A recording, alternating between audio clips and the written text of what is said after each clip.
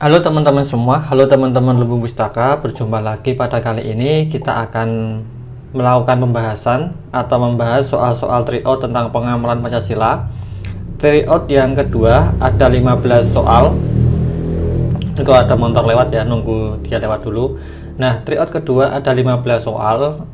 Kita akan bahas, nanti kita bagi menjadi 3 video biar teman-teman tidak terlalu capek menontonnya. Saya mohon maaf sebelumnya, ini mungkin tulisannya akan sangat kecil di layar teman-teman, jadi mungkin bisa di landscape atau teman-teman juga bisa menontonnya dengan laptop atau PC agar lebih terbaca. Kenapa saya buat seperti ini?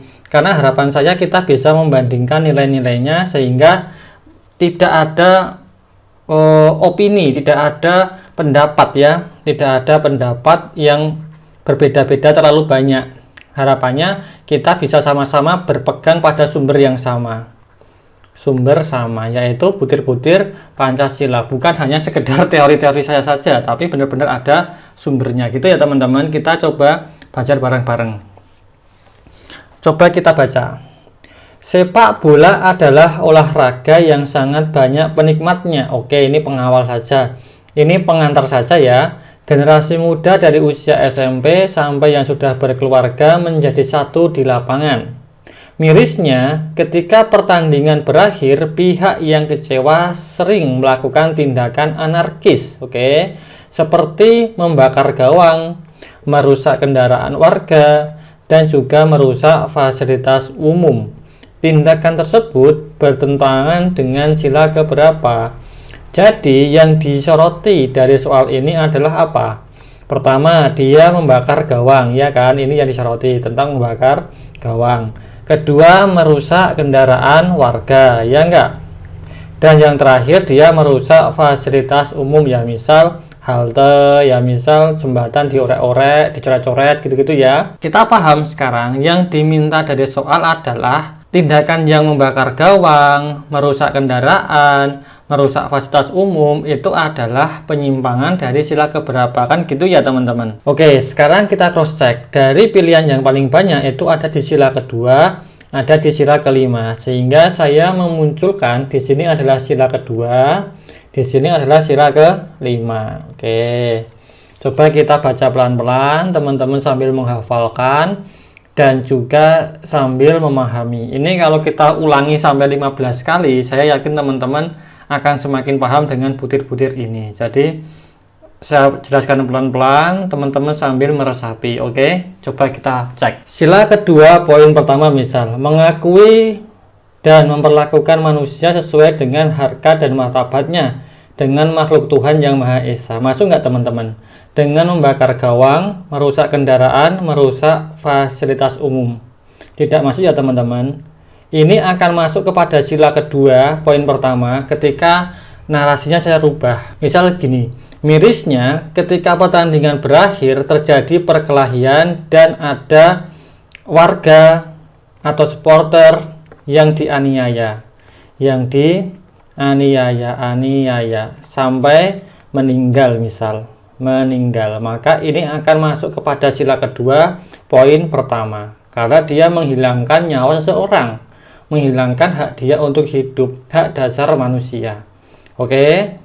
Tapi di sini yang disoroti bukan itu.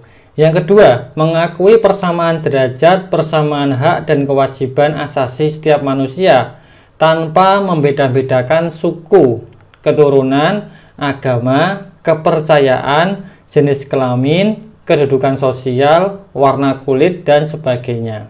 Tidak ada ya teman-teman ya, karena ini kan masalah membakar gawang. Ya, ini tidak ada hubungannya dengan suku seseorang, tidak ada hubungannya dengan agama seseorang. Oke, ini kita hapus, kita coret. Nomor 3, mengembangkan sikap saling mencintai sama manusia. Ini juga tidak masuk. Kecuali kalau di soal itu ada kata-kata ada orang yang disakiti, misal tadi dianiaya, itu baru masuk kepada poin ketiga ini. Kalau nomor 4, mengembangkan sikap saling tenggang rasa dan tepo seliro, ini juga kurang pas. Kenapa? Karena tenggang rasa itu artinya adalah kita seperti merasakan penderitaan orang lain. Kan di situ, misal ada teman-teman kita yang terkena banjir, kita juga merasakan seolah-olah kita juga merasakan ada banjir di daerah kita, sehingga kita harus ikut minimal ya mendoakan, kalau bisa ya berdonasi, arahnya ke situ, tegang rasa itu. Kelima, mengembangkan sikap tidak semena-mena terhadap orang lain, ini juga kurang pas. Kenapa? Karena di soal ada beberapa contoh seperti membakar gawang, ini kan nggak masuk kepada tidak semena-mena terhadap orang. Kalau yang merusak kendaraan iya, tetapi contoh yang lainnya tidak bisa dimasukkan. Membakar gawang tidak bisa dimasukkan, ya enggak? Karena ini bukan milik seseorang. Yang nomor 7, gemar melakukan tindakan kemanusiaan juga tidak bisa dimasukkan. Ini adalah tindakan yang sifatnya sosial. Misal jadi relawan ketika ada gempa, atau ikut kegiatan penanganan COVID. Nah, hal-hal seperti itulah yang dimasukkan dengan kegiatan kemanusiaan. Nomor 8, berani membela kebenaran dan keadilan tidak ada hubungannya. Nomor 9, bangsa Indonesia tidak ada hubungannya juga, terlalu luas. Pengembangan sikap hormat menghormati dan kerjasama dengan bangsa lain juga tidak ada hubungannya. Seperti ini. Sila kedua, saya tidak menemukan ada poin yang cocok untuk soal ini ya teman-teman. Kalau teman-teman menemukan silahkan disampaikan di kolom komentar, tidak masalah. Silahkan disertai dengan argumen yang bagus agar teman-teman yang membaca nanti juga bisa mendapatkan informasi itu. Coba kita mengacu kepada poin ini, poin yang bawah ya, sila kelima. Coba yang nomor 1, mengembangkan perbuatan yang luhur yang mencerminkan sikap dan suasana kekeluargaan dan kegotong royongan. Nah, ini sebenarnya kurang pas, jadi kita coret aja. Kekeluargaannya tidak bisa karena yang dirusakkan membakar gawang, merusak fasilitas umum, itu tidak ada di situ. Yang nomor 2, mengembangkan sikap adil terhadap sesama, ini juga tidak bisa. Ini biasa terhadap kegiatan-kegiatan yang menyangkut kesejahteraan orang ya. Misal kartu prakerja, nah itu kan sikap adil terhadap sesama, contohnya di situ semua orang boleh mendaftar, masalah nanti diterima atau enggak ya itu urusan belakang. Nomor 3, menjaga keseimbangan antara hak dan kewajiban, ini juga tidak masuk. Nomor 4, menghormati hak orang lain, nah ini sebenarnya masuk. Menghormati hak orang lain itu contohnya di mana? Ya udah di sini, merusak fasilitas umum, merusak kendaraan warga, merusak gawang, itu kan bukan hak kita. Itu kan hak orang lain juga. Orang lain juga punya hak untuk menonton sepak bola itu di kemudian hari. Kalau dibakar gawangnya gimana? Masa nggak pakai gawang? Kan aneh besok. Atau merusak kendaraan orang, itu juga tidak jelas kan tujuannya apa. Apalagi merusak fasilitas umum, tapi nggak jelas lagi tujuannya apa. Oke, seperti itu. Yang selanjutnya, ini memang harus seperti ini saya bahasnya agar kita semakin hafal dengan poin-poinnya. Nomor 5, memberi pertolongan kepada orang lain agar dapat berdiri sendiri tidak bisa. Nomor 6, tidak menggunakan hak milik untuk usaha-usaha yang bersifat pemerasan terhadap orang lain. Tidak ada yang diperas di sini. Nomor 7, tidak menggunakan hak milik untuk hal-hal yang bersifat pemborosan dan gaya hidup mewah juga tidak muncul. Tidak menggunakan hak milik untuk bertentangan dengan atau merugikan kepentingan umum, ini bisa. Karena di soal terlihat ya, membakar gawang, merusak kendaraan, merusak fasilitas umum, itu kan menggunakan hak milik dia. Seperti dia punya apa ya, dia punya korek gas, misal dia punya petasan, dia punya badan yang kuat, menggunakannya untuk perusakan, itu termasuk menggunakan hak milik dia.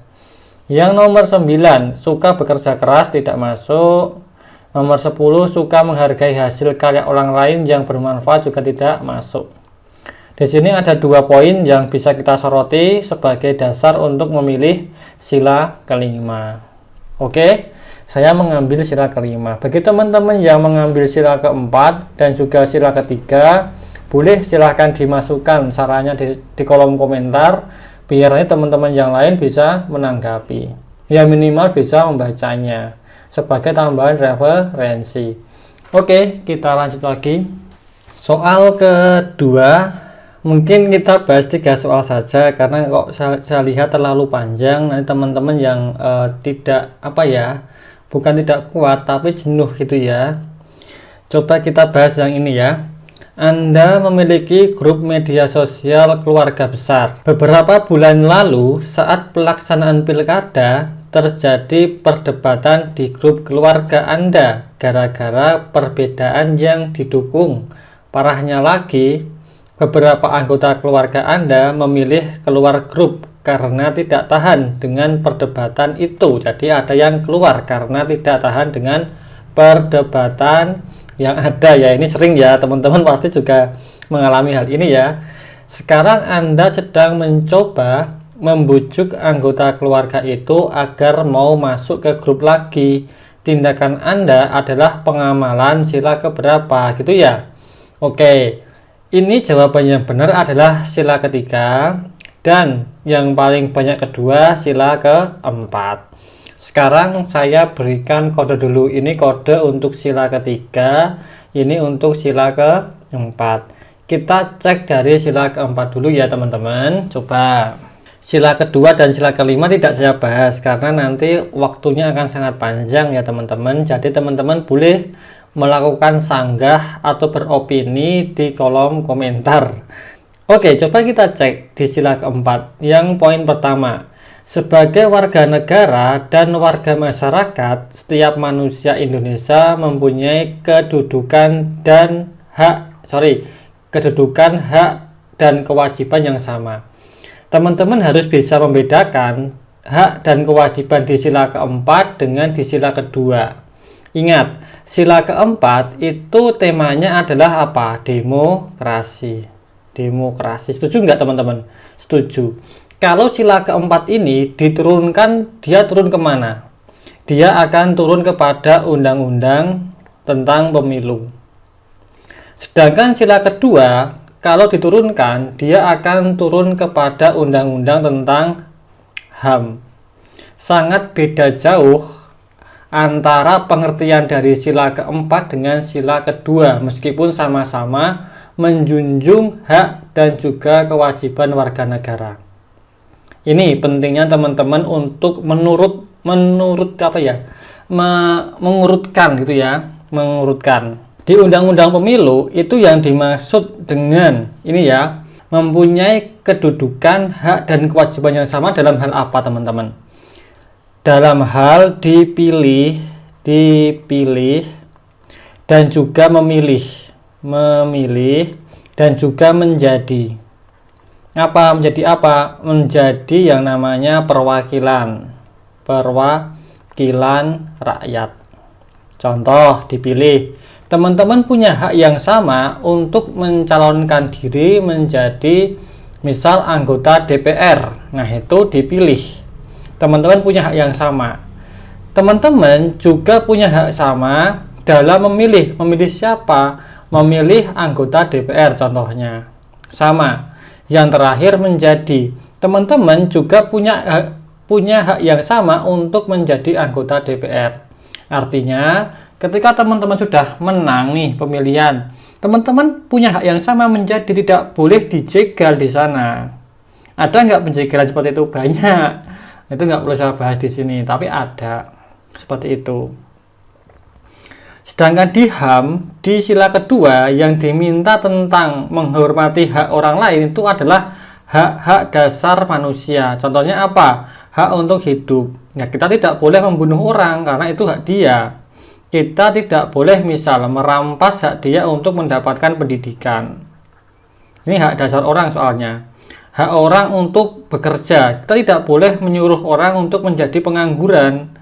Oke, itu hak dia, dan juga hak yang lainnya, misal hak untuk mendapatkan kesehatan.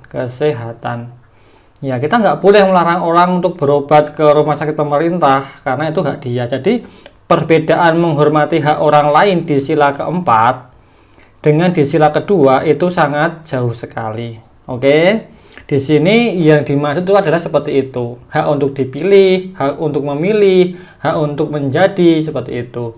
Ini nggak bisa dimasukkan.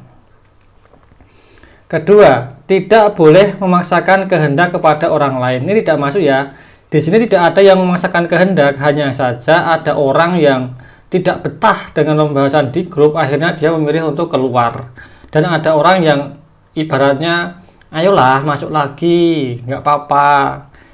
Gitu kan kondisinya. Jadi ini nggak masuk ke dalam soal. Poin ketiga, mengutamakan musyawarah dalam mengambil keputusan untuk kepentingan bersama. Di sini orang yang membujuk itu sebenarnya gini, iya, dia adalah bermusyawarah.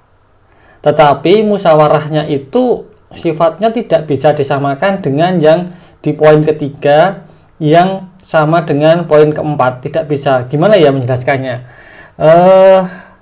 Musyawarah di sini itu adalah musyawarah yang ada masalah nih, masalahnya satu dan ada banyak sekali pilihan-pilihannya, baru dimusyawarahkan mana pilihan yang terbaik. Kalau yang ini kan enggak, dia enggak musyawarah, dia hanya membujuk. Pilihannya hanya satu, yaitu mau gabung grup lagi. Sedangkan musyawarah di sini itu adalah musyawarah yang banyak pilihannya. Misal gini teman-teman, saya berikan contoh musyawarah yang diminta itu Jawa, Madura, Bali itu penyebaran COVID-nya paling tinggi. Ada dua pilihan nih, mau dilanjutkan PPKM-nya atau dihentikan saja, kita menyerah. Ada dua pilihan kan. Nah itu baru dimusyawarahkan mana yang terbaik. Itu yang diminta oleh poin ketiga dan juga poin keempat. Kalau yang ini kan enggak nih, cuman ada satu, yaitu diminta untuk gabung saja. Itu bedanya teman-teman. Kalau teman-teman ada yang masih kurang puas dengan jawaban saya, ya bolehlah teman-teman berdiskusi dengan teman-teman yang lain atau WA saya juga boleh. Nanti saya balas kalau waktunya saya sedang luang. Jadi mohon untuk bersabar. Nomor 5, menghormati dan menjunjung tinggi setiap keputusan yang dicapai sebagai hasil musyawarah. Tidak ada musyawarah di sana kan? Jadi tidak ada yang perlu dijunjung. Itu kan hanya masalah beberapa anggota keluarga yang berdebat. Akhirnya membuat jenuh orang-orang yang menonton, membaca, akhirnya dia meninggalkan grup saja. Nomor 6, dengan etika baik dan rasa tanggung jawab menerima dan melaksanakan hasil keputusan musyawarah, jelas tidak masuk. Nomor 7, di dalam musyawarah diutamakan kepentingan bersama di atas kepentingan pribadi dan golongan, tidak ada juga ya. Nomor 8, musyawarah dilakukan dengan akal sehat sesuai dengan hati nurani yang luhur, tidak. Nomor 9, keputusan yang diambil harus dapat dipertanggungjawabkan secara moral kepada Tuhan Yang Maha Esa, menjunjung tinggi harkat dan martabat manusia, nilai-nilai kebenaran dan keadilan, mengutamakan persatuan dan kesatuan demi kepentingan bersama. Tidak juga.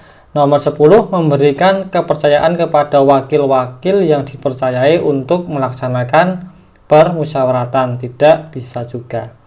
Seperti ini. Sekarang kita lanjut ke dalam sila ketiga. Nomor 1, mampu menempatkan persatuan, kesatuan, serta kepentingan dan keselamatan bangsa dan negara sebagai kepentingan bersama di atas kepentingan pribadi dan golongan. Nomor 1, ini bisa dimasukkan sebenarnya, tapi nanti akan terlalu rumit saya menjelaskannya. Ini kalau teman-teman yang sering nanya ke saya, apa sih bedanya nasionalisme, patriotisme, jawabannya ada di sila ketiga ini. Kalau saya selalu mengacu ke situ. Poin pertama ini adalah nasionalisme. Saya akan mengatakan nasionalisme itu seperti ini. Nasionalisme intinya mengutamakan kepentingan negara dan persatuan kesatuan di atas kepentingan pribadi dan golongan. Ini nasionalisme. Kedua, sanggup dan rela berkorban untuk kepentingan negara dan bangsa apabila diperlukan. Nah, ini adalah patriotisme. Sangat kelihatan sekali bedanya patriotisme. Oke, saya mengacu pada ini. Ini sebenarnya juga bisa dimasukkan teman-teman. Yang dimaksud berkorban itu adalah tidak harus teman-teman maju perang dan menjadi pahlawan, itu enggak juga. Seperti ini juga sudah berkorban, memberikan kemampuan yang terbaik untuk menjaga persatuan bangsa. Ini kan meskipun keluarga besar ya, tapi kecil untuk Indonesia. Kalau terpecah itu nanti bisa merembet ke hal yang besar. Ini sebenarnya bisa dimasukkan. Ketiga, mengembangkan rasa cinta kepada tanah air dan bangsa. Ini sebenarnya juga bisa dimasukkan, tapi nanti akan susah saya menjelaskannya. Saya surat saja. Nomor 4, mengembangkan rasa kebanggaan berkebangsaan dan bertanah air Indonesia. Ini cinta tanah air. Cinta tanah air. Ya enggak, ini wawasan Nusantara. Wawasan Nusantara. Nusantara. Kalau saya seperti ini membedakan mereka. Nomor 5, memelihara ketertiban dunia yang berdasarkan kemerdekaan, perdamaian abadi, dan keadilan sosial. Oke, ini saya catat saja. Nomor 6, mengembangkan persatuan Indonesia di atas dasar Bhinneka Tunggal Ika. Ini bisa dimasukkan. Yang dilakukan oleh orang tadi itu adalah menyatukan keluarganya dengan dasar Bhinneka Tunggal Ika. Meskipun berbeda-beda, yo ayolah kita bersatu lagi, gitu-gitu kan maunya. Yang nomor 7, memajukan pergaulan demi persatuan dan kesatuan bangsa. Ini juga bisa. Mengajukan pergaulan itu artinya adalah membuat sebuah hubungan dengan orang-orang, ya. Bung Karno pernah menyampaikan sebuah kalimat, saya lebih suka dengan anak muda yang merokok dan membahas masalah bangsa di luar rumah daripada anak muda yang di dalam rumah dan membaca buku hanya untuk dirinya sendiri. Nah, artinya apa? Pergaulan itu sangat dibutuhkan. Demi apa? Demi kesatuan bangsa. Jadi pergaulan yang diminta itu adalah pergaulan yang membahas kesatuan bangsa. Tidak hanya sekedar nongkrong-nongkrong, ngopi-ngopi, enggak seperti itu. Oke, di sini saya sangat yakin saya punya poin kedua, poin ke-6 untuk memilih sila ketiga. Oke, kita lanjutkan lagi untuk soal yang ketiga dan yang terakhir. Oke, di sini soalnya begini. Andi adalah seorang mahasiswa komunikasi, dia aktif di berbagai kegiatan mahasiswa. Ketika lulus, dia memutuskan untuk membuat website yang menyampaikan berita up to date. Hingga akhirnya Andi memuat sebuah praktik korupsi di kampus dulu dia belajar. Heboh lalu viral dan dia dipanggil ke kampus diminta untuk menurunkan berita itu. Tetapi dia tetap tidak mau. Hingga pagi harinya ketika dia membuka pintu, dia menemukan kepala kambing segar bersimbah darah. Dia sadar sedang diteror, tetapi dia tetap tidak menurunkan berita tersebut. Tindakan Andi adalah pengamalan sila keberapa? Jawabannya itu sangat jelas ya. Andi ini kan intinya dia tidak mau menurunkan berita itu karena itu benar. Saya tidak peduli di teror seperti apa, tetap tidak mau diturunkan. Ini sangat jelas-jelas sekali.